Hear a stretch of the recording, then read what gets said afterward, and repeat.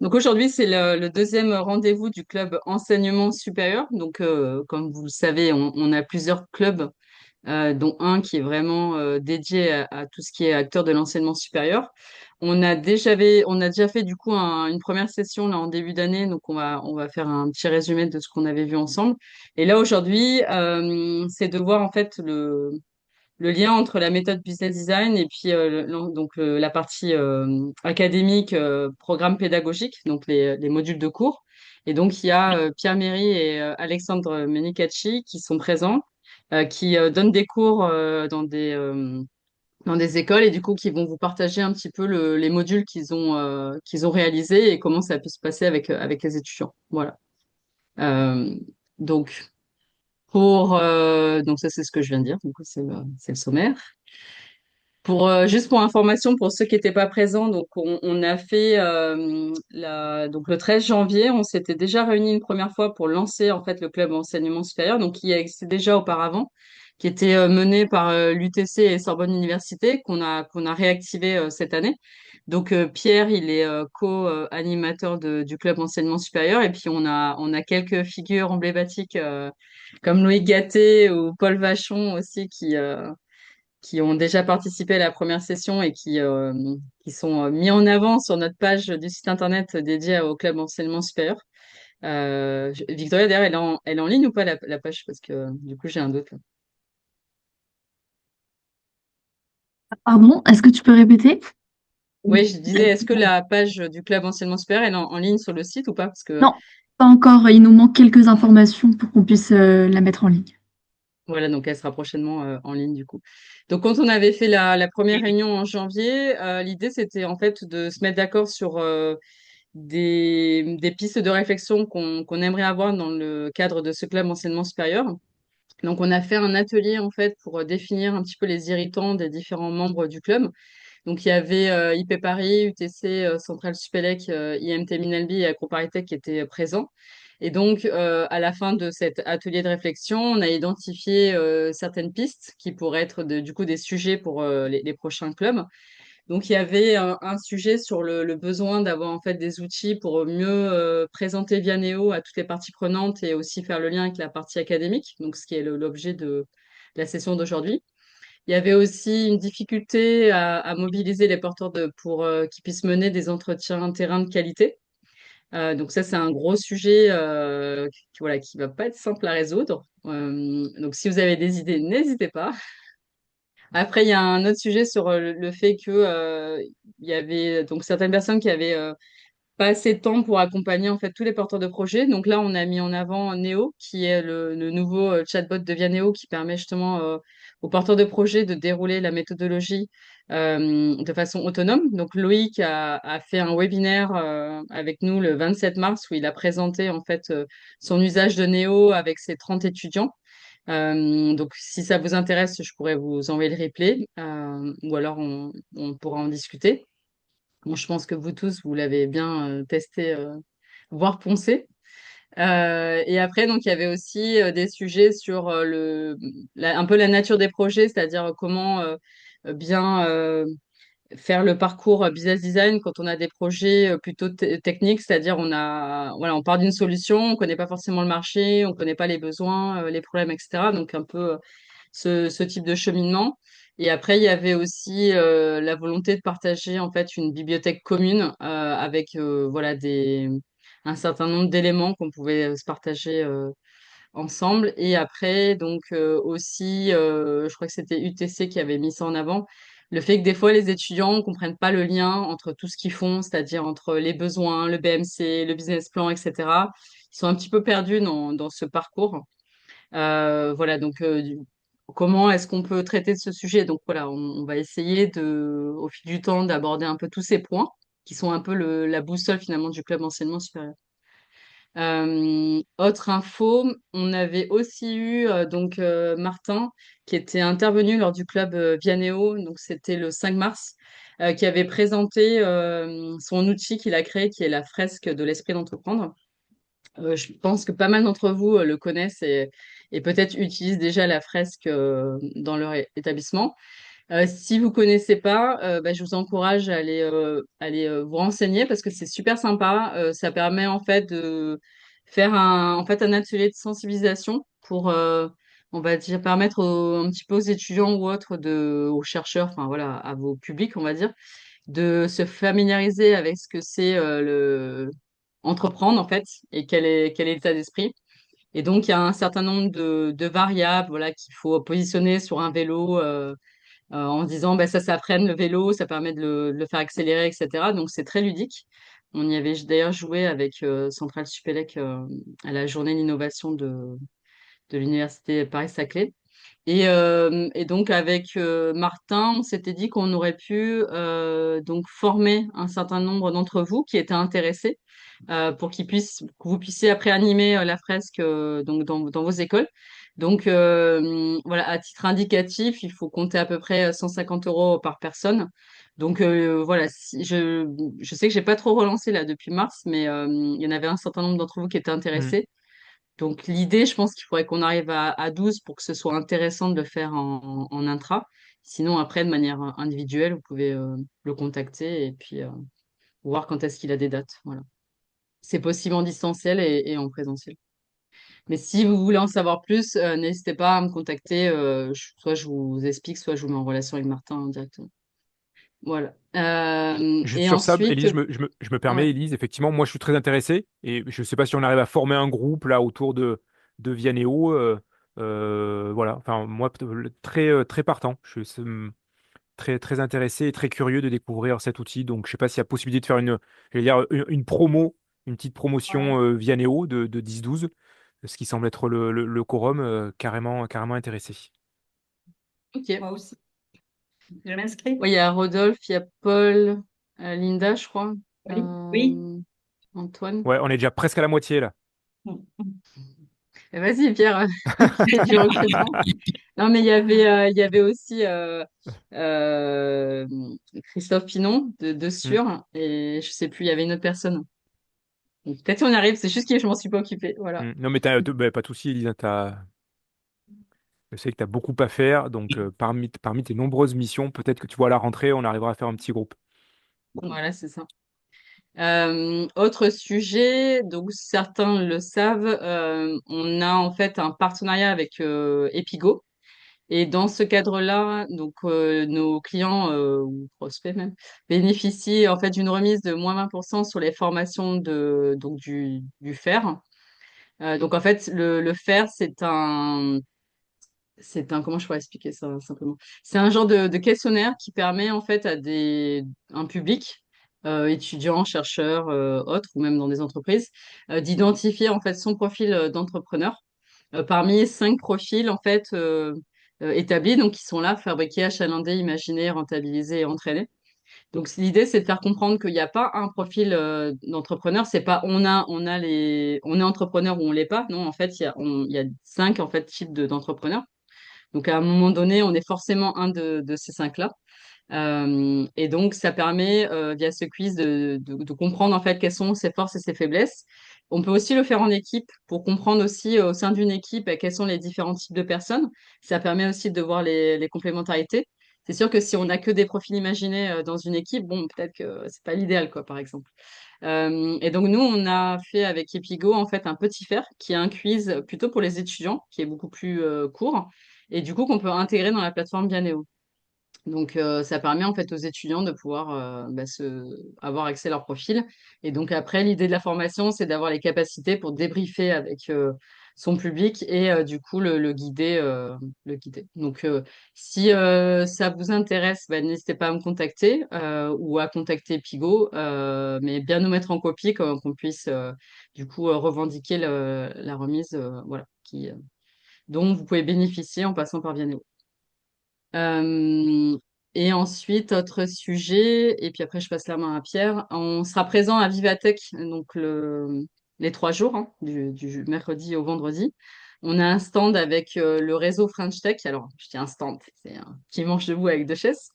On a arrêté les gros salons, enfin les gros stands qui coûtaient très cher parce que c'est l'image de marque, mais bon, Donc là, ça nous permet d'avoir un point de chute. Donc n'hésitez pas à nous dire si vous venez et qu'on puisse se voir de visu, parce que souvent on se voit en distanciel. Voilà, donc ce sera avec plaisir qu'on pourra se revoir à Vivatech. Vous n'hésitez pas à dire dans le chat si vous passez. Et dernière info, on est en train de voir avec le CEA et IP Paris, donc Paul est ici présent, pour que la prochaine session du club enseignement, ce soit le 3 juillet, donc peut-être à 13 heures, parce que a priori c'est une heure pratique dans l'enseignement supérieur. Donc l'idée c'est de faire un REC sur Innov Night, donc la nuit d'innovation portée par IP Paris pour sensibiliser les étudiants à l'entrepreneuriat. Où du coup on déroule la méthode via Néo et aussi ils ont utilisé donc Néo auprès de 150 étudiants. Et après, il y avait aussi François Lefebvre et Sandra Mèche du CEA qui étaient intéressés pour présenter des projets étudiants dans le cadre du module Business Stratégie du MTI, je sais pas si ça se dit comme ça. Voilà, qu'ils ont accompagné avec la méthode Vianeo. Donc, on est en discussion pour finaliser ce programme. Donc, si vous avez des choses intéressantes à partager au club, n'hésitez pas, puisque l'idée aussi, c'est d'échanger des bonnes pratiques tous ensemble et du coup de s'apporter de la richesse mutuellement. Voilà. Et donc, je laisse, s'il n'y a pas de questions que vous pouvez mettre dans le chat, je laisse la parole à Pierre. Super, merci beaucoup, Élise. Alors, je vais partager mon écran. Je vous laisserai m'indiquer si, si tout est bien OK.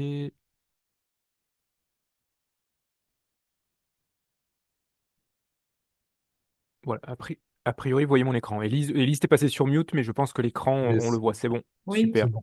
Top. Ouais, j'essaie, il y avait Antoine, je sais pas si c'est Antoine Duroux, si c'est parce qu'il y a un A, donc je Oui, sais pas le prénom, mais qui avait levé la main, alors je sais pas s'il y avait une question ou pas, mais en tout cas, il y a le chat si besoin pour les questions. ok, ça marche. Je suis passé en mode partage, donc j'ai un peu moins visu sur tout ce qui est main levée ou chat. Donc, Élise, n'hésite pas à m'interrompre ou même pour toute autre personne. Merci beaucoup en tous les cas, déjà Élise et Victoria pour Vianéo de permettre de faire ce retour d'expérience. Donc je vais me présenter très rapidement, hein, c'est pas le, alors même si je connais déjà un certain nombre d'entre vous. Donc moi je suis Pierre Méry, je suis le fondateur de la société Avec, vous avez le petit logo ici.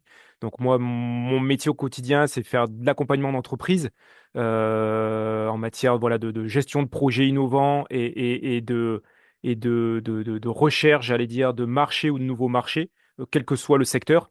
Donc, bien évidemment, que pour ce faire, je m'appuie sur la méthodologie Vienneo. Donc, je dirais que j'ai une pratique, j'allais dire au quotidien, pas au quotidien, mais presque, une pratique terrain de la méthodologie Vienneo, et puis aussi une pratique dans le cadre de l'enseignement. Et c'est ce qui nous intéresse aujourd'hui. Donc le retour que je vais vous faire de manière très pragmatique, et donc encore une fois j'insiste, hein, n'hésitez pas à interagir, à me poser des questions, que ce soit pendant la présentation ou à la fin, hein, j'y répondrai avec grand plaisir. Donc l'idée de ce retour d'expérience est de vous donner quelques informations et de rendre je vais dire, la chose la plus concrète et terrain possible, qui est celle d'une utilisation de Vianeo dans le cadre d'un module, donc d'un module qui s'appelle Module Business Design, et que je réalise maintenant depuis 3 ans ou 4 ans, je sais plus. Ouais. Là, pour être tout à fait transparent. J'ai deux sessions qui viennent au mois de juin. Ça doit être peut-être la quatrième ou cinquième session que je fais au total. Donc, ouais, ça doit faire environ 4 ans. Donc, il s'agit de l'IM à Paris, donc qui est le groupe de Vinci, le pôle de Vinci, qui se situe à Nanterre, à La Défense, pour que vous situiez l'école. Alors, pour vous donner un petit peu d'éléments contextuels, il s'agit d'intervenir auprès d'étudiants qui sont des alternants. C'est important, je me suis permis de le souligner parce que ce sont tous des étudiants qui sont en entreprise depuis au moins 1 an pour les M1 et depuis minimum 2 ans pour ce qui est des M2. Donc, ils ont ce vrai double cursus. Donc, ils ont déjà une vision entrepreneuriale, on va dire. Ils ont une vision de ce qu'est l'entreprise puisqu'ils y sont à peu près la moitié, on est à peu près sur la moitié de leur temps, voire même un petit peu plus lorsqu'ils sont en M2.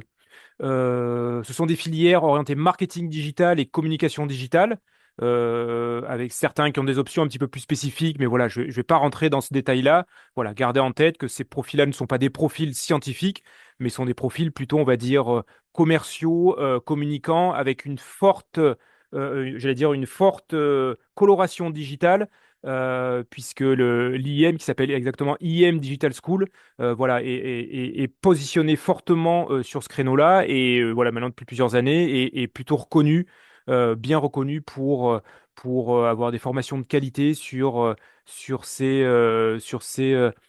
thématiques-là. L'enjeu de ce module, vous le voyez, moi, ce qui m'a été demandé par mes responsables pédagogiques, c'est vraiment d'acculturer l'entrepreneuriat. On n'est pas dans des cursus qui sont orientés entrepreneuriat. L'idée n'est pas de tous leur faire créer leur entreprise. L'idée est quelque part d'allumer une petite lumière potentiellement auprès de certains, et vous verrez pourquoi, notamment sur la fin de ma présentation. Donc l'objet, l'idée de se dire, bah voilà, on va les mettre en situation de créer une startup et l'idée c'est de les faire travailler de manière opérationnelle mais aussi structurée, hein. Forcément, si vous prenez un groupe d'étudiants que vous leur dites, bah tiens, crée ta startup, hein, de manière fictive et puis on se revoit dans 3 jours et puis tu vas me dire ce que tu as fait. Il y a des chances que ça soit parti un petit peu dans tous les sens et qu'on n'ait pas véritablement de liant dans le rendu et que ce soit un petit peu brouillon. Donc l'idée, encore une fois, vous l'avez compris, c'est de se servir de la méthodologie Vianeo pour être un support fil rouge tout au long du module. Donc ce module, il se déroule sur 3 jours consécutifs en présentiel, ça c'est important. Donc 3 jours, ça peut paraître beaucoup. J'ai jamais eu le retour qui était c'était beaucoup trop long ou en tous les cas au bout de 2 jours on a terminé, hein. C'est plutôt moi qui suis aussi le timekeeper de chacun des modules et en tous les cas du séquençage que je propose au cours des modules, puisque voilà, en général je suis plutôt obligé de les couper et de les faire passer aux parties suivantes plutôt que d'essayer de faire traîner. Donc 3 jours, c'est assez condensé. On fait pas exactement tout à fond. Donc ça fait partie du module, hein, c'est normal. On n'est pas là pour maîtriser la méthodologie. On n'est pas dans le cadre d'une formation à la méthodologie Viennot. Ça c'est important de le souligner. Mais on est bien dans le cadre voilà, de création fictive d'une startup avec un outil qui est mis à disposition et qui est Viennot. Ce qui est important, c'est que chaque groupe d'étudiants voilà, dispose d'une licence, donc peut gérer, faire vivre son projet tout au long des 3 jours sur la plateforme, donc sur une plateforme Viano qui est dédiée et donc a accès, pardon, bien évidemment à toutes les parties de la Marelle. Et point important aussi, conserve ses accès, c'est-à-dire voilà, c'est pas au terme des 3 jours, c'est coupé, vous pouvez plus en servir, vous pouvez pas revenir dessus. Non, l'idée c'est que s'ils ont envie, c'est pas toujours le cas, hein, bien évidemment, mais s'ils ont envie, ils peuvent garder ça dans un coin de leur tête ou en tous les cas continuer à travailler dessus à la suite du module. Alors, sur le mode opératoire, un petit peu de détails. Alors, moi j'ai en général des promotions qui font on va dire, entre 25 et 35 à 40 étudiants pour les années, j'allais dire, où les classes sont le plus complètes. Je fais des répartitions par groupe de 4 à 6. Je n'impose pas les groupes. Je sais que souvent, ça peut être le cas dans d'autres interventions, dans d'autres contextes. J'ai eu affaire à des groupes qui étaient constitués par les référents pédagogiques. Là, j'impose pas les groupes. C'est eux qui constituent leur groupe. Souvent, ils ont des habitudes. Là, on est en fin d'année scolaire en plus, lorsque j'interviens en juin. Donc voilà, ils ont des habitudes. Donc je n'ai pas de requête par rapport à ça. Par contre, je suis intransigeant sur le nombre d'étudiants. C'est 4 à 6 maxi. On ne fait pas des groupes de 7, de 8 ou de 9 parce que ce qui est intéressant, c'est que pour la méthodologie, pour qu'elle soit efficace, et que moi je vois aussi comment ils évoluent hein, au travers de cet exercice, on me demande de les évaluer, j'y reviendrai, mais ça c'est important parce qu'ils sont évalués. Donc je tiens à ce que le groupe soit maximum constitué de 6 étudiants. Donc voilà, on a un nombre médian qui est 5. 5 c'est bien. Mais en tous les cas, je veille à ne pas le dépasser. Alors comment ça se passe? Lors du premier jour, déjà, on commence par une phase d'idéation. C'est important. Je leur demande pas de venir avec leur idée hein, en amont. Le processus d'idéation fait partie du module. Donc, une fois que les groupes sont constitués, je leur demande, au travers de deux, trois exercices voilà, hein, d'intelligence collective, du brainstorming, qui sont assez classiques, de commencer j'allais dire, à lister hein, vraiment des idées des idées de projets qui pourraient être support effectivement à ce module de création de start-up. Et donc voilà, ça fourmille. Et puis l'idée est de converger vers une idée de projet en ayant identifié un problème clair, hein. CF pour le coup, la méthodologie Vianéo. Alors, j'ai marqué cahier des charges. Pourquoi j'ai marqué cahier des charges? Parce que si on leur dit rien, ils veulent tous faire des applis. Je caricature, mais c'est un peu ça. Or, une appli, c'est un outil, c'est un moyen de servir un problème, mais c'est pas une finalité. Donc, je les avertis bien. L'idée est d'avoir un vrai problème qui est identifié, de partir de ce problème et de réfléchir derrière comment je vais pouvoir traiter ce problème. Et puis, in fine, qu'est-ce que je vais avoir comme outil, qu'est-ce que je vais avoir comment je vais pouvoir répondre à ce problème. Ils sont pas censés le savoir dès le début, même si forcément ils en ont une idée. Mais voilà, je leur donne quelques inputs à ce niveau-là, notamment voilà, en matière d'impact. Je leur donne un petit peu un spectre des possibles dans lequel il faut qu'ils explorent et que leur projet se situe. Donc voilà, je les laisse quand même relativement libres, mais il faut quand même donner un petit peu de cadre, notamment en matière de faisabilité, hein. L'idée n'est pas de faire quelque chose de complètement délirant où on part dans tous les sens, mais l'idée est bien aussi de raisonner en faisabilité, forcément, et aussi derrière en modèle économique, hein. Ils sont évalués là-dessus, et ils le savent en amont. Donc il y a ce côté quand même, j'allais dire, ancré à la réalité et de faire attention à faire quand même quelque chose qui tient la route et qui n'est pas de l'ordre du complètement perché.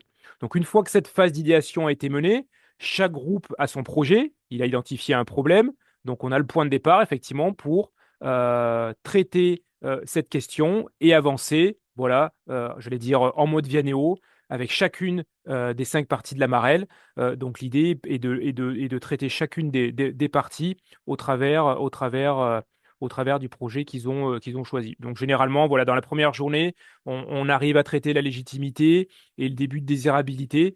Alors, je ne sais pas quel degré de connaissance vous avez tous de Vianéo, certains forcément un petit peu plus que d'autres. Voilà, dans la phase de désirabilité, je leur demande de projeter les résultats. On n'a pas le temps matériel sur 3 jours de mener une véritable phase exploratoire, c'est-à-dire de prendre des rendez-vous, de passer des coups de téléphone ou de faire des visios. Donc là, je leur demande de projeter les résultats. Parce que malheureusement, sous ce format-là, on perdrait trop de temps. Donc, la phase exploratoire, elle est expliquée, elle est bien évidemment envisagée, et moi, je souligne l'importance de cette phase-là, mais eux, ils ne sont pas en situation de la mener véritablement. Donc, sur l'étape de désirabilité, voilà, je leur demande de projeter le résultat et d'essayer d'avoir une vision la plus terrain possible, notamment sur ce qui est la qualification des besoins, sur certains scoring pour ceux qui ne connaîtraient pas exactement la méthodologie. Je leur demande de projeter les résultats. Lors du J2, on poursuit effectivement la marelle, on continue à travailler avec chacune des preuves. Donc, l'idée est que ce jour 2 soit séquencé, ben voilà, et guidé par la marelle, hein. Donc, moi, à chaque fois, ce qui est important, j'introduis bien chacune des preuves, hein. Ils ne sont pas face à la marelle tout seuls. Euh, L'idée aussi, c'est de maintenir une certaine dynamique, hein, de ne pas les laisser, je vais dire entre guillemets, marner 2 heures sur une question ou sur un atelier, parce qu'après, malheureusement, on perd assez vite l'attention. Donc l'idée, c'est quand même d'avoir une bonne dynamique, de jongler entre les présentations de preuves, des présentations de cas concrets, hein. Ça leur donne un petit peu de grain à moudre, ils voient de quoi il s'agit, et puis ensuite, ils travaillent en groupe, hein. Donc sur une journée, on fait plusieurs allers-retours, hein, entre parties un peu introductives et théoriques, j'allais dire, apport théorique, apport de méthodologie, où je leur explique sur la forme comment fonctionne l'outil, et après, derrière, ils travaillent en groupe, et on est amené à faire comme ça des allers-retours pour garder une dynamique, parce que sinon, en 3 jours, on les perd. Si on les laisse une demi-journée tout seul travailler comme ça marche pas, et à la fin, on n'a pas les résultats escomptés. Et puis lorsque la module se termine, donc lors du dernier jour du J3, ils terminent bien évidemment leur marelle. On passe un petit peu de temps quand même sur la partie modèle économique, hein. CF, ce que j'ai dit avant, il faut quand même que leur projet tienne un petit peu la route, que derrière, il y ait un modèle économique qui soit défendable. Et pour ce faire, ce J3 est mis à profit pour préparer le pitch, puisqu'ils ont un exercice de pitch, et bien évidemment aussi se servir de tous les outils supplémentaires fournis par la méthodologie Vianéo. Alors bien évidemment les livrables qui vont pouvoir débloquer au fur et à mesure qu'ils ont avancé dans chacun des ateliers. Et puis voilà, se doter aussi, travailler la partie business model Canva, rajouter leur matrice SWOT, faire des canevas stratégiques qui leur paraîtraient pertinents. Tout ça en vue de préparer pardon, leur présentation, puisque lors de la dernière demi-journée, chaque groupe est amené à pitcher son projet. Donc moi, je leur donne un cadre très strict. Non, pas très strict. En général, voilà, ils ont 4-5 minutes pour pitcher. Ils sont entre 4 et 6. Chacun doit passer, hein. Il n'y en a pas un qui présente et les autres qui sont cachés derrière, parce que sinon on les laisse faire, en général, c'est ce qui se produit. Donc chacun doit prendre la parole et ils ont un temps qui leur est imparti. Et l'idée, le contexte est celui d'un pitch commercial, en fait, ou parfois d'un pitch investisseur. Donc en fonction du contexte que je leur donne, bah, les éléments qui vont être amenés à présenter et à mettre en avant dans leur pitch peuvent un petit peu différer. Je vous le disais aussi tout à l'heure, lors de ces modules, ils sont évalués. Ça, c'est important. Les responsables pédagogiques de l'école me demandent de les évaluer. Donc, moi, je fais une moyenne de 2 notes, très, très basiquement, hein, très simplement. Une note sur la Marelle, puisque moi, j'ai visu effectivement sur ce qu'ils font sur la Marelle, puisque je suis associé à leur projet sur la méthodologie Vianéo. Donc, derrière, je vois comment ça a été mis en application. Je ne suis pas là pour juger sur le fond, mais plutôt sur juger d'évaluer la mise en application de ce que moi je leur ai donné comme information. S'ils ont bien fait aussi les ateliers à fond, hein. L'idée quand même, même si on les termine pas complètement, l'idée d'y avoir passé un petit peu de temps. Donc ils ont une note sur cette marelle et puis ils ont une note finale du pitch. Donc très, très classiquement, ces 2 notes permettent d'avoir, je fais la moyenne des deux et leur permettent d'avoir une note. J'ai parfois des groupes qui sont très bons dans les 2 exercices, qui ont des très bonnes notes du coup, et parfois des groupes où c'est un petit peu moins bien sur la marelle, parce que bah, j'allais dire, c'est classique, hein. Il y a des étudiants qui prennent plus j'allais dire, qui prennent plus les travaux et les ateliers qui leur sont demandés, j'allais dire, à cœur. Donc le travail est de meilleure qualité. Et pour autant, des fois, certains qui ont fait un super travail, j'allais dire, de fond, en pitch, c'est un petit peu plus difficile, un peu moins à l'aise. Et puis inversement, il y a ceux qui sont très bons à l'oral et qui arrivent à faire rebasculer la note un petit peu vers des choses plus acceptables, plus sympas en termes de notes, parce qu'ils se débrouillent très bien au pitch. Donc, j'allais dire, un exercice peut rattraper l'autre. En général, et ça me permet d'introduire la slide suivante. J'ai jamais eu de mauvaise note. Pourquoi? Parce qu'en fait, les étudiants se prennent au jeu. Je vous ai mis un chiffre, voilà, 90% de satisfaction. Ça, c'est les données de mes référents pédagogiques, puisque dans cette école, chaque étudiant est amené à évaluer les modules qui leur sont proposés. Donc voilà, de mémoire, c'est plutôt un score qui est au-dessus de ce qui est une valeur moyenne, on va dire.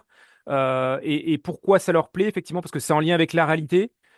Souvent, ils y trouvent un lien, pour le coup, avec ce qu'ils font en entreprise, parce qu'ils sont dans des entreprises, effectivement, qui vont avoir des projets innovants. Donc, ça leur permet d'amener du grain à moudre lors de la phase d'idéation, parce qu'ils ont connaissance de projets, ou ils ont entendu parler de choses au sein de leur entreprise. Donc, il y a un véritable lien avec l'opérationnel qui se fait. Donc ça leur plaît, parce que c'est des alternants et ils sont tous très pressés, j'allais dire, d'aller travailler, en général, hein. Souvent, ils disent, bon, ben, c'est bon, l'école, ça y est, surtout pour les M2, hein.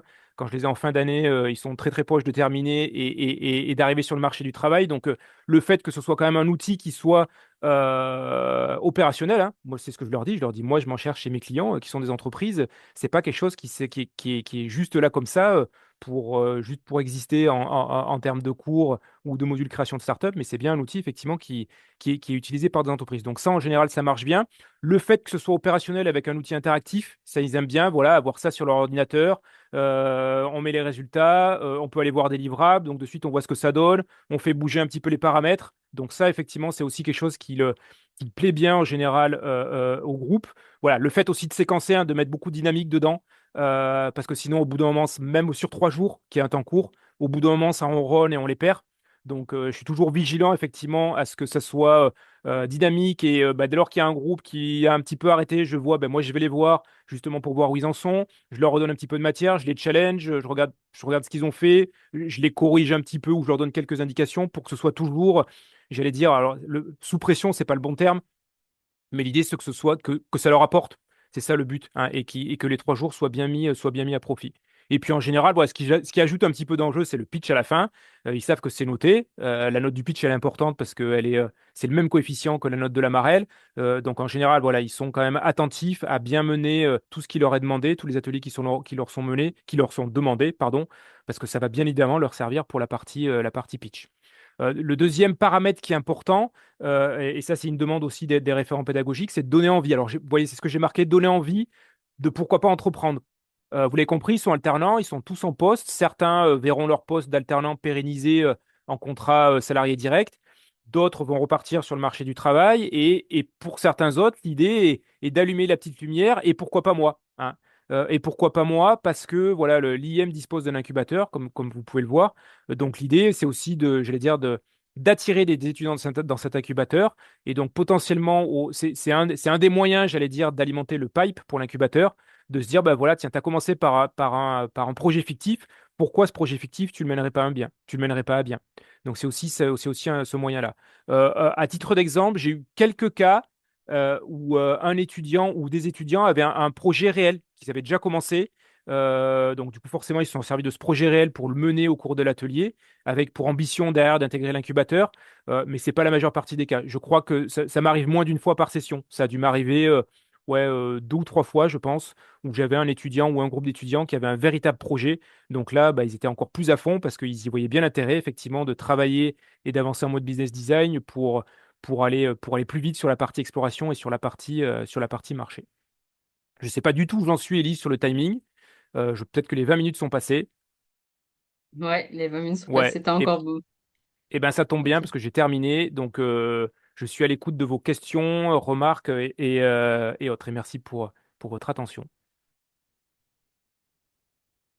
Je vois que Rodolphe Il y a levé la avait, je crois, il y a main. une question Ouais, dans le chat. Oui, ouais, dans Pierre. le chat.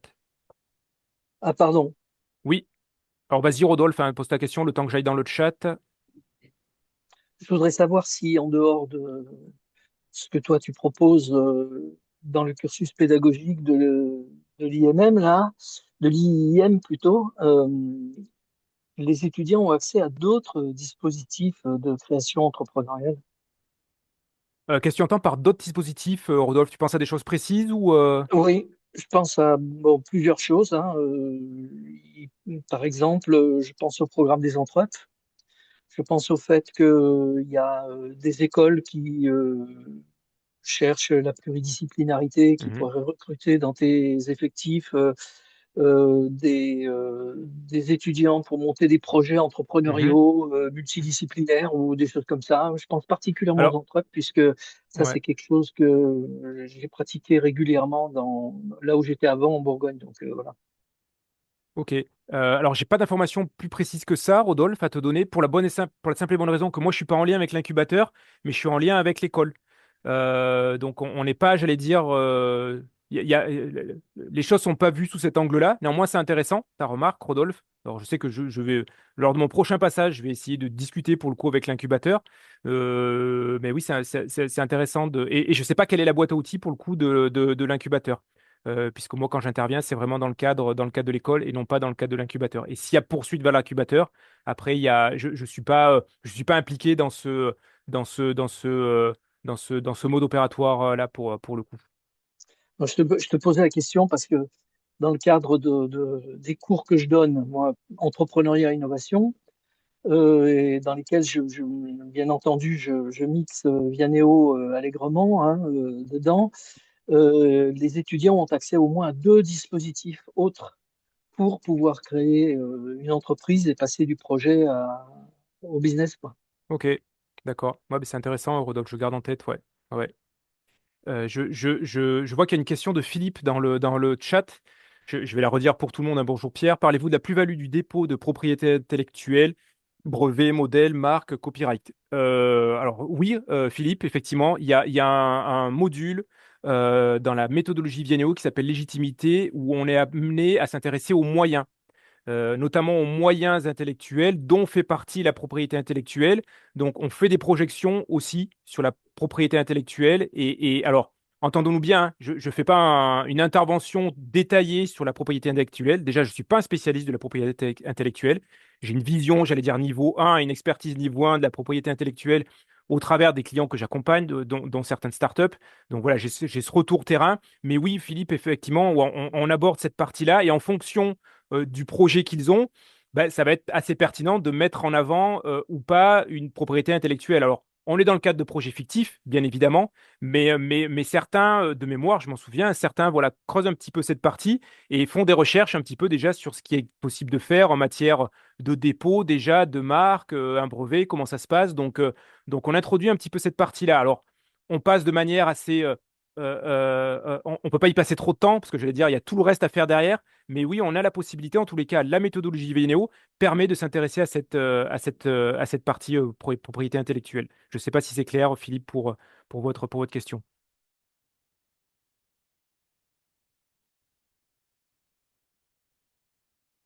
On va laisser la parole à Alexandre, et puis on refera un temps de questions-réponses à la fin. Ok, bah, Du coup, écoute, je te laisse ouais, partager merci. si tu as un truc à partager. Merci beaucoup. Ravi également aussi d'avoir cette opportunité-là. Alors moi, je connais le club, mais club santé plutôt que club enseignement supérieur. Mais donc, c'est hyper intéressant aussi de voir comment est-ce que vous vous organisez sur la partie enseignement supérieur. Et donc, ravi d'avoir été invité. Je partage donc également mon écran. Et Ouf. d'ailleurs, Alexandre, si tu veux dire un mot sur le prochain webinaire, là où tu vas présenter un cas symbiose, ça peut être le moment aussi. Effectivement. Alors, attends, hop, je fais, tu sais que je suis monotage, moi, quand même, hein. Donc, voilà, je partage. Normalement, mon écran s'affiche, si je dis pas de bêtises. Et Ouais, c'est bon. je vais passer en diapo. Est-ce que la diapo aussi, ça s'affiche? C'est parfait? Ouais, super. Super. Et ben alors, oui, alors effectivement, bientôt un webinaire le 25 juin qui sera organisé donc avec Vianeo, mais aussi avec Symbiose Innovation, dans le cadre du Club Santé. Donc, ce webinaire-là va nous présenter quelque part le lien entre toutes ces entités, c'est-à-dire VNO et Business Design, appliqué dans le cadre du Club Santé, donc où là on va présenter un peu l'activité du Club Santé et ses membres. Ensuite, il y aura une explicitation un petit peu une présentation du projet Symbiose Innovation, que j'ai le plaisir d'accompagner depuis 1 an et demi, et d'ailleurs en lien avec ce que je vais vous présenter juste après.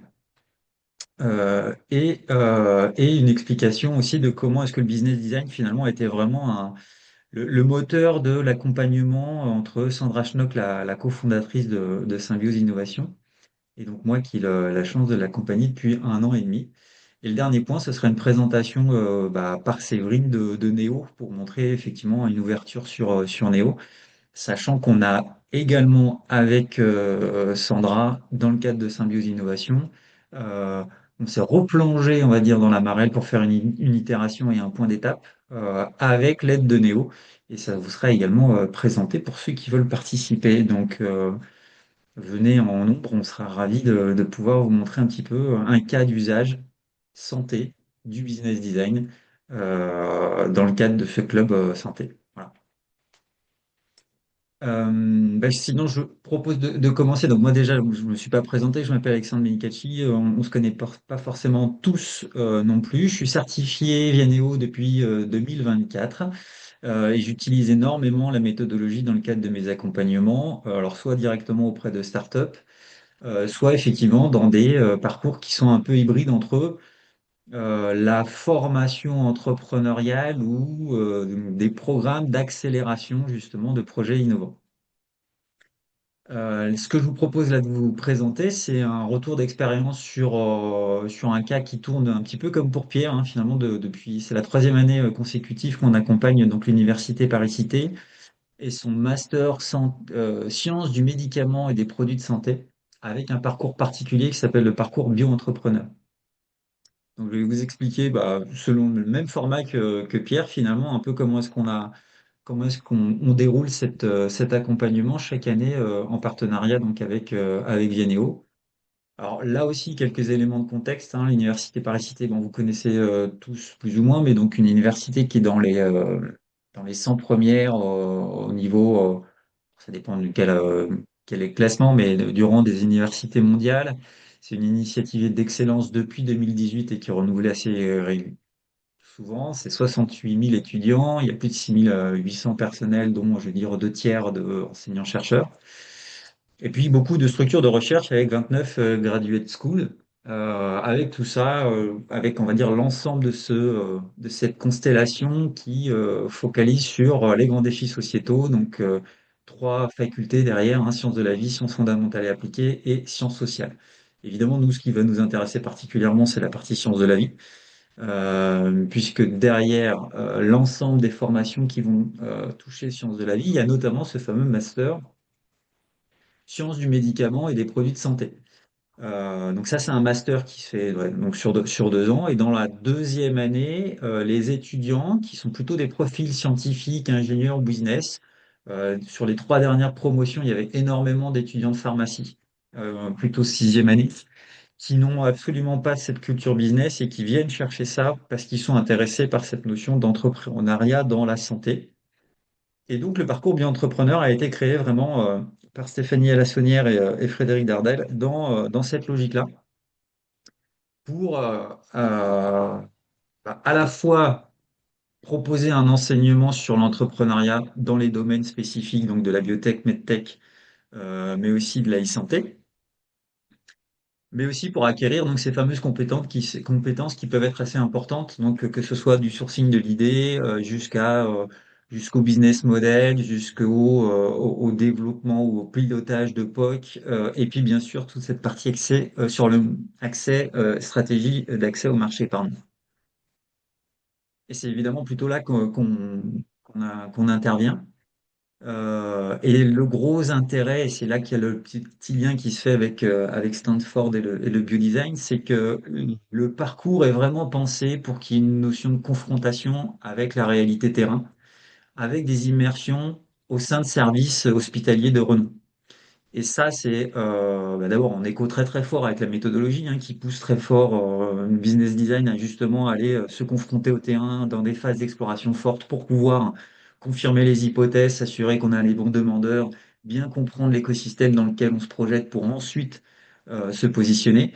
Et ben, cette logique-là, elle est notamment aussi très développée dans le parcours bio-entrepreneur, notamment inspiré par ce qui se fait depuis les années 2000 à Stanford et avec l'Institut du biodesign, où vous voyez, on retrouve un peu les canons qu'on peut retrouver dans le business design avec cette notion d'identifier sur le terrain un besoin, de commencer on va dire, à phosphorer à partir de ces besoins-là pour apporter des solutions et puis de se projeter sur une implémentation. Donc on voit bien que voilà, il y a toute une culture et un recoupement autour de cette méthodologie et du parcours bio-entrepreneur qui fait que finalement ça a été assez. L'écho s'est fait très fort avec la méthodologie du business design derrière, et ce qui explique qu'on soit au bout de 3 ans encore à accompagner chaque promotion. Comme pour Pierre, n'hésitez pas à poser des questions en cours de route. On n'est pas obligé d'attendre la fin de la présentation. Si je vous parle un petit peu et que je vous présente un petit peu le cadre, contrairement à Pierre où on a vu qu'il y avait un dispositif sur 3 jours, donc très condensé avec la volonté de faire un tour dans une logique de création d'entreprise, là pour le coup, le module business design est vraiment orienté sur l'accompagnement de leur projet de création. Donc en gros, chaque étudiant du parcours bio-entrepreneur est associé à d'autres étudiants. Vous voyez, il y a une phase de constitution de groupe à laquelle moi je ne participe pas. Et finalement, ensuite, va se retrouver dans un service par exemple de pédiatrie, un service de radiologie interventionnelle, comme c'était le cas cette année. Et pendant 3 semaines, un mois, ils ont une immersion en mode observation au sein donc de cette entité qui les accueille. Pendant ces 3 semaines d'observation, évidemment, leur but, c'est d'essayer de se rapprocher donc des différents professionnels de soins et donc de récupérer un gros pain point pour pouvoir se dire, bon, bah voilà, on va s'attaquer à ce pain point-là et comment est-ce qu'on peut, à partir de là, passer d'une idée à un projet. Donc finalement, tout l'accompagnement qui se fait sur 8 semaines va être justement de pouvoir les amener à passer de ce pain point-là jusqu'à un projet avec derrière une stratégie d'accès au marché qui soit la plus adaptée et la plus dérisquée possible.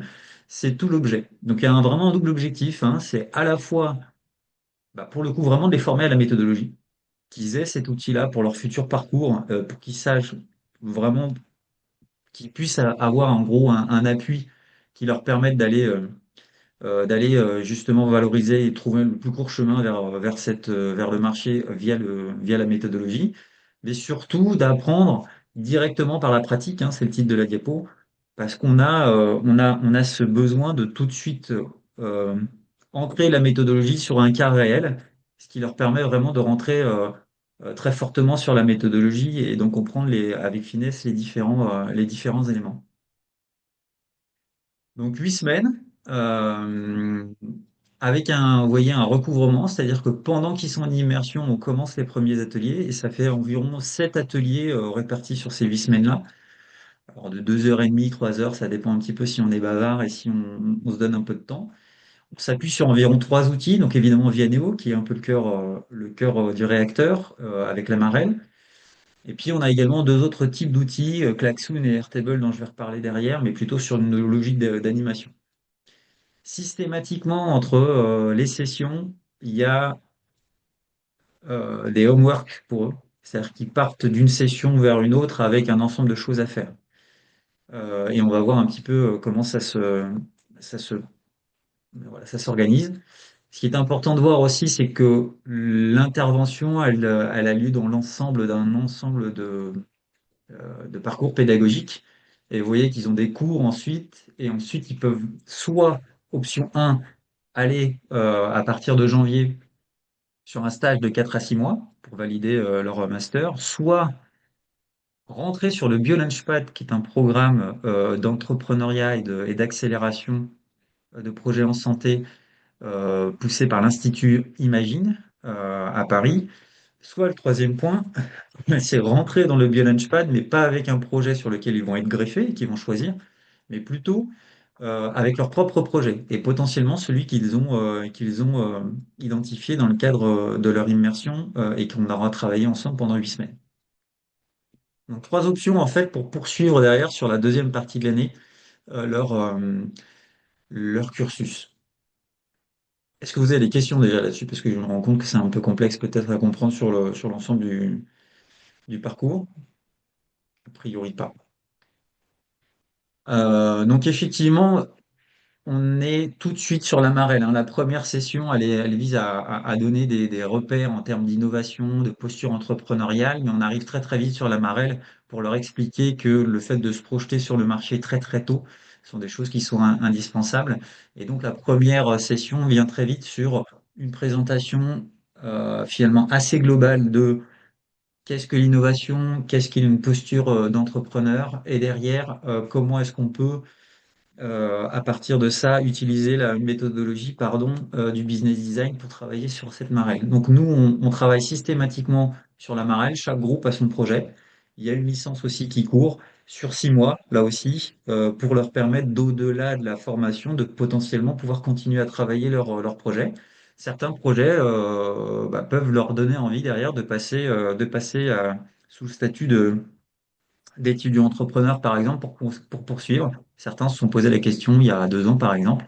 D'autres se disent, bah, ok, c'est hyper intéressant, mais finalement, moi, c'est plutôt le côté financement qui m'aide, qui m'intéresse, et je me dirige plutôt vers un VC, etc. Donc, les devenirs derrière sont assez différents.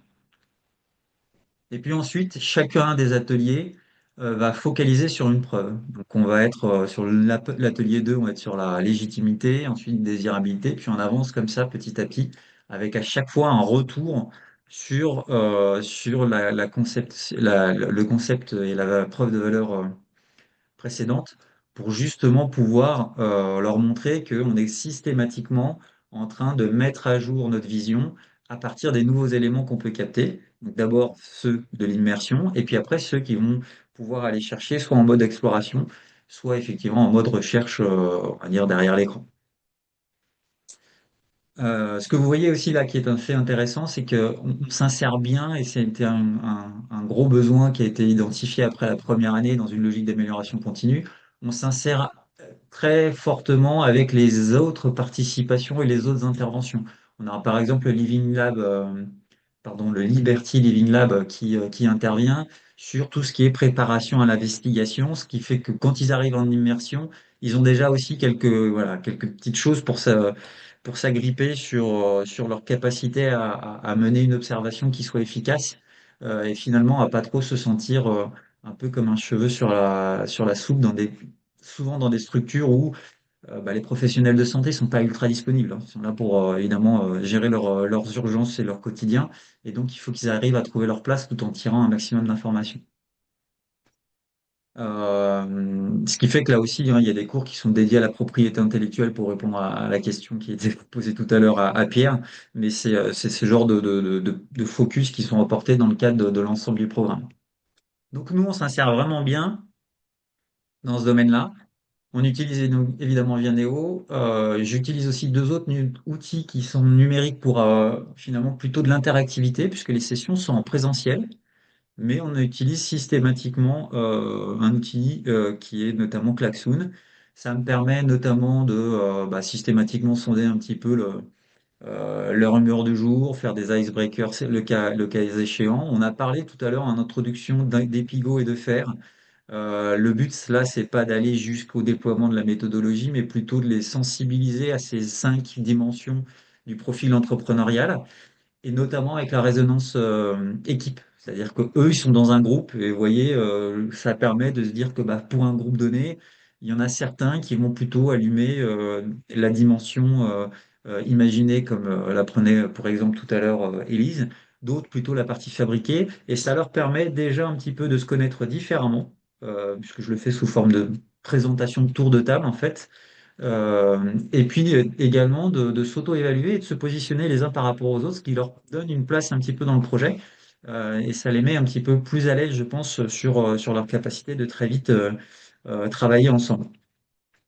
Et ensuite, évidemment, via l'outil, il y a un certain nombre de quiz. Alors, ces quiz, ça peut être pour avoir, par exemple, ici, vous voyez, leurs mots-clés autour de l'innovation, ce qui est plutôt intéressant parce qu'on voit souvent que créativité sort et puis finalement, marché, on le voit pas beaucoup. Donc, ça donne souvent du grain à moudre pour pouvoir justement lancer ces aspects usage, invention et enfin, utilité, invention et marché pour véritablement toucher la notion d'innovation. Et puis ça peut être aussi des contrôles. Systématiquement, je peux faire de temps en temps sur une session, je leur dis bah voilà, on se fait un petit jeu, un petit quiz et on regarde si les concepts ont bien été appréhendés et on revient à l'occasion de ces jeux-là sur ce qui a été bien ou mal compris. Troisième type d'outil, c'est plutôt si je focalise sur la partie pitch blanc, en toute dernière session, je les mets dans les conditions du pitch blanc pour les préparer justement à leur soutenance, hein. C'est-à-dire qu'à la fin de leur parcours d'accompagnement et de projet, ils ont une soutenance devant un jury auquel je participe, mais donc je les prépare avec une session pitch blanc et je les mets vraiment dans les conditions. Donc eux, ils doivent pitcher pendant 10 minutes. Toute la promotion est là. Et en gros, à chaque fois, systématiquement, je leur demande de présenter un pitch, plutôt type pitch investisseur, de préparer la partie questions-réponses, mais aussi de se mettre dans la peau, pour ceux qui pitchent pas, puisqu'ils passent groupe après groupe, dans la peau de l'évaluateur.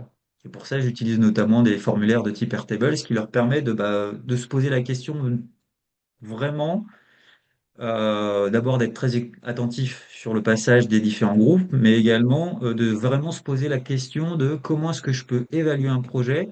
Et évidemment, histoire d'en remettre une couche, c'est à la lumière du business design. Les questions sont assez orientées sur, voilà, est-ce que pour vous, le périmètre était clair? Est-ce que le problème à résoudre était bien présent? Comment est-ce que vous évaluez la légitimité d'une manière générale? Et donc, ça permet justement que eux se mettent dans la peau de l'évaluateur. Des fois, ça déclenche des choses qui sont utiles pour eux-mêmes ensuite pouvoir pitcher derrière. Donc, euh, donc voilà un petit peu pour l'organisation et sur les trois types d'outils que je peux utiliser. Donc là, c'est justement pour vous montrer un petit peu ces feedbacks. Vous voyez, sur la dernière session où on utilise l'outil. Bon, après, ils ont une interface et on peut commencer à rentrer un petit peu dans le détail sur leur notation, sur tiens, la majorité ont plutôt identifié que la légitimité, c'était pas tout à fait ça, qu'on était assez costaud sur la faisabilité. Par exemple. Donc, on utilise ça pour pouvoir débriefer un petit peu.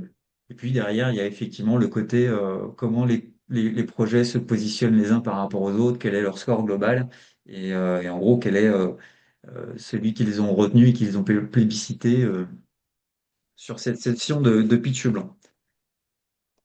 Euh, Systématiquement, après, en sortie de ces points-là, il y a une notion de retour d'expérience qui est fait. Nous, par exemple, on va systématiquement avec l'Université de Paris-Cité, donc Stéphanie Alassonnière et Frédéric Dardel, refaire un petit tour sur comment ça s'est passé. Donc, à la fin de chaque session, moi, je leur demande un retour à chaud sous forme d'un rôti. Alors là, encore une fois, j'utilise Klaxoon, ça me permet de tracer un peu les choses, ce qui permet d'avoir des retours à chaud. Et puis derrière, je leur renvoie encore à des questionnaires, mais plutôt à froid, c'est-à-dire une fois qu'on est sorti du module, qu'ils ont déjà été évalués sur leur pitch via le jury, de manière à voir ce qu'ils en ont vraiment gardé, ce qu'ils ont apprécié, la manière dont c'était fait, le business design, etc.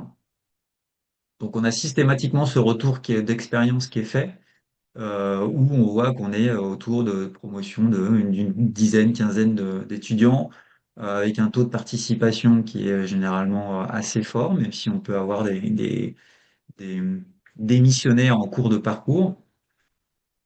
On refait un petit peu le tour évidemment des CHU qui ont accueilli les étudiants et puis du nombre de projets qui ont été menés avec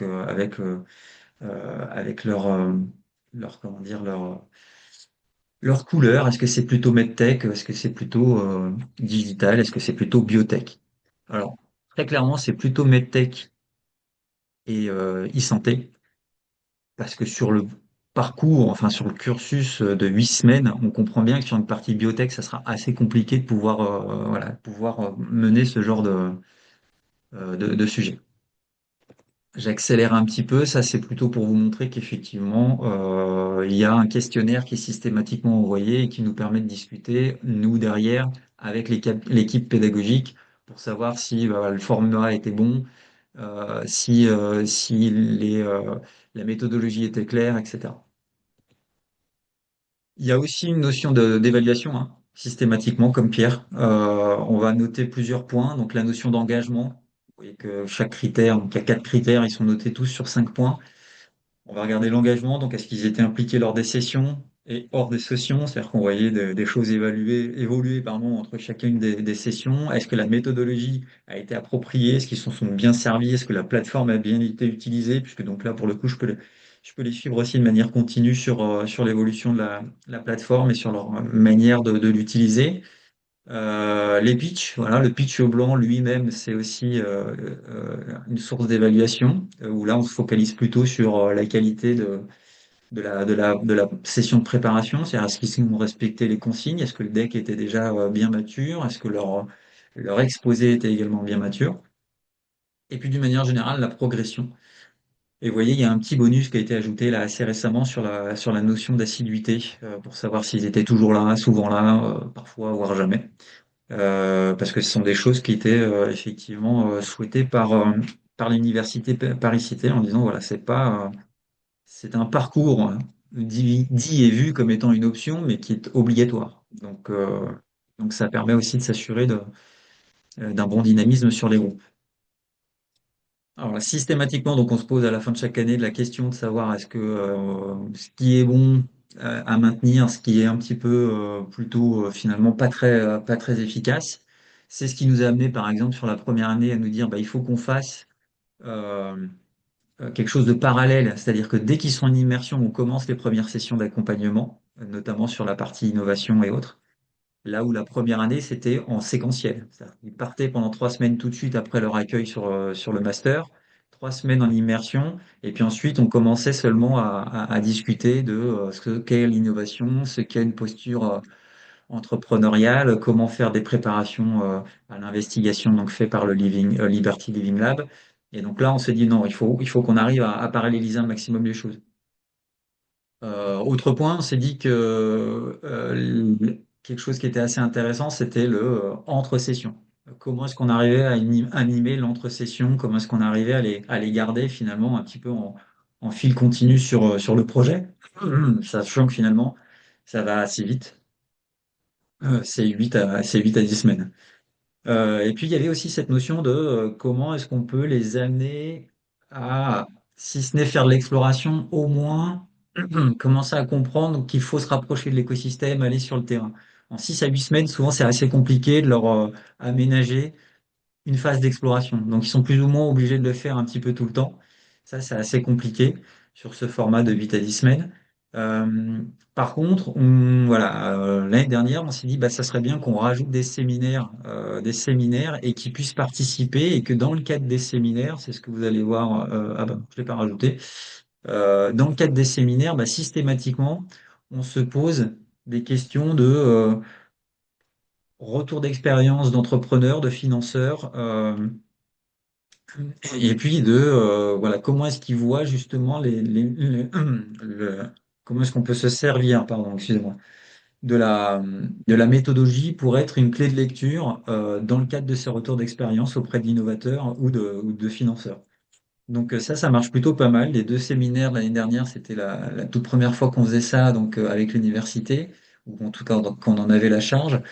C'était hyper intéressant. On a fait deux sessions, plutôt en nocturne, en after work, et avec un panel de 4 à 5 invités, et ça nous tenait bien 1 heure et demie, où finalement il y avait un jeu de rôle où ils devaient présenter, se rapprocher des uns et des autres à partir d'un concept donné. Par exemple, parlez-moi de la désirabilité, comment est-ce que vous êtes allé chercher les besoins et valider les besoins des demandeurs, etc., etc. Donc ça a amené finalement les étudiants à vraiment se rapprocher de nos panélistes, ce qui cassait un petit peu du côté voilà, très distant qu'on pourrait imaginer. Et voilà, et c'est le moment des questions pour le coup. J'espère que j'ai Ouais, pas été trop long. super. Voilà. Merci à tous les deux. Là, c'était hyper enrichissant. Je pense tout le monde repart avec pas mal d'idées en tête. Peut-être une question, Alexandre, si là tu prévois par la suite dans les prochaines éditions d'utiliser Néo, comment Ouais, alors ça fait partie, c'est bien que je reste sur la slide retour d'expérience. Là, vous voyez, cette année, par exemple, si je pense qu'on va proposer d'utiliser Neo et de leur permettre justement de pouvoir l'utiliser dès la phase d'immersion. Parce que pour le coup, il y aura déjà un premier contact, des premières questions qui seront posées et ils se rendront compte un petit peu de ça. Et je pense que l'intérêt, ce serait de pouvoir justement les faire travailler sur Neo, avoir un premier rapport et ensuite de commencer à rentrer un peu plus dans la profondeur sur chacune des preuves à partir du rapport qui aura alimenté la plateforme Vianeo. Donc, pour moi, c'est vraiment comme ça que je tu... souhaiterais le proposer, en tout cas, sur l'édition Ben, en tout prochaine. cas, ouais, c'est malin de faire de l'immersion en même temps que les ateliers parce que du coup, ça rend la chose concrète et en même temps, enfin, ils peuvent interroger les gens, donc même si après, il faut qu'ils complètent les entretiens, mais ça leur permet de sourcer, on va dire, les problèmes sur place, qui soient concrets. Et du coup, je me demandais, tu vois, est-ce que le fait de voir les ateliers en parallèle, est-ce que tu te rends compte que tout de suite, ils réfléchissent en même temps à, OK, est-ce que je serais, le projet est légitime? Est-ce que ce serait suffisamment un besoin assez fort? Enfin, est-ce que du coup, ça les met dans cette espèce de posture de mindset pour un peu déjà cribler, tu vois, les idées dès la phase de démarrage ou pas? Et est-ce que du coup, ils ont tendance à aller sur des projets plutôt d'amélioration pour être un peu dans une zone la moins risquée possible ou est-ce que du coup tu sens qu'ils osent quand même aller sur des trucs un peu disruptifs et ambitieux? Alors, honnêtement, ils vont sur des choses assez ambitieuses et on sent bien que le moteur numéro un, c'est leur envie, hein. C'est-à-dire qu'à partir du moment où ils sont contents d'avoir trouvé un besoin, un pain point, ils vont tirer le fil et derrière, ils vont se permettre d'aller chercher sur des choses qui sont assez ambitieuses. J'ai en tête il y a des dispositifs médicaux autour de l'obésité qui étaient quand même assez hyper intéressants. Euh, donc ça, effectivement, ils s'interdisent pas à ça. Après, il y a différents types de groupes et de profils. Il y a des groupes qui vont être beaucoup plus scolaires et qui du coup vont avoir voilà, on va leur dire, bah, il y a tel besoin, enfin, il y a telle difficulté, il y a telle difficulté, qu'est-ce que je dois faire? Et eux, ils ont du mal à prendre du recul en se disant, bah, finalement, on va plutôt creuser ça et essayer de trouver un argumentaire pour voir quelle est la meilleure piste à creuser.